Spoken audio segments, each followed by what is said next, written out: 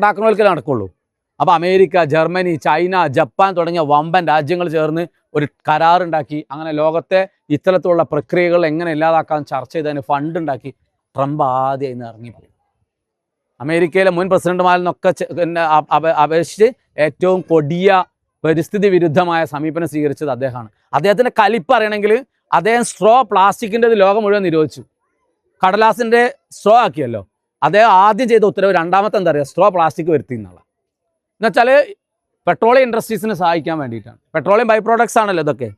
അതായത് ഒരു നിലയ്ക്കും പ്രകൃതിക്കോ പരിസ്ഥിതിക്കോ ഗുണകരമല്ലാത്ത കാര്യങ്ങൾ ഭരണകൂടങ്ങൾ ചെയ്തുകൊണ്ടിരിക്കുക. ഇപ്പോൾ അരാവലി തകർത്തുകൊണ്ടിരിക്കുന്നു. ആൻഡമാൻ നിക്കോബാർ ഐലൻഡ്സിലെ കാടുകൾ മൊത്തം തകർത്ത് തരിപ്പണമാക്കുന്ന വാമ്പം പ്രൊജക്റ്റുകൾ വരാൻ പോവുകയാണ്. എന്ന് വെച്ചാൽ ക്ലൈമറ്റ് ചേഞ്ച് യാഥാർത്ഥ്യമാണ്. ഫ്രാൻസിൽ റോഡുകൾ ഉരുകുന്നു, വാഹനങ്ങൾ ടാറിൽ പൊളയുന്നു. ചരിത്രത്തിൽ അവർക്കാണിത് കിട്ടേണ്ടത്. കാരണം അവരാണ് അമേരിക്കയും ഫ്രാൻസും ജർമ്മനിയും ഇറ്റലിയും ഒക്കെ ലോകത്തെ വികസിത രാജ്യങ്ങളെ അറിയുമ്പോഴേ ഇതിന് പരിഹാരം ഉണ്ടാവുള്ളൂ. നമ്മൾ ഇവിടെ നിന്നൊക്കെ വികാരം കൊള്ളാന്നേ പറ്റുള്ളൂ. നമുക്ക് പരിഹാരം ഉണ്ടാക്കാനൊന്നും കഴിയില്ല. നമുക്ക് പരമാവധി എന്ത് ചെയ്യാൻ പറ്റും? ചൂട് കുറക്കാൻ വേണ്ടിയിട്ട് നമുക്ക് മരങ്ങൾ വെച്ച് പിടിപ്പിക്കാൻ പറ്റും. നമ്മളെ നഗരങ്ങളെ ഹരിതാവാക്കാൻ പറ്റും. നമ്മളെ വീട്ടിൽ നമ്മളുടെ പച്ചപ്പ് ഉണ്ടാക്കാൻ പറ്റും. നമ്മൾ പരമാവധി മണ്ണിനോടും മനുഷ്യനോടൊക്കെ ചേർന്ന് ജീവിക ലോകത്തെ ഇഷ്ടപ്പെടാൻ തുടങ്ങും. പക്ഷെ ലോകത്തിന് ചൂട് കുറക്കാൻ നമ്മളെ കൊണ്ട് കഴിയൂല.